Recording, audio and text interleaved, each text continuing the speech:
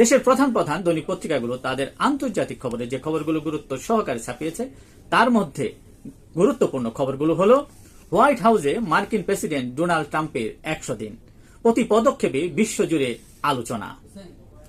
Ukraine যুদ্ধ, জেলেনস্কির সঙ্গে বৈঠকের পর অভিযোগ ট্রাম্পের, পুতিন আমাকে লেজে খেলাচ্ছেন।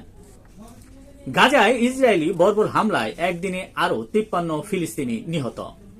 ইরানের দক্ষিণাঞ্চলে বাণিজ্যিক বন্দরে ভয়াবহ বিস্ফোরণে নিহত বেড়ে 40। ক্ষেপণাস্ত্র পরীক্ষা, বাড়ছে গোলাগুলি, ভারতে পানিযুদ্ধ শুরু।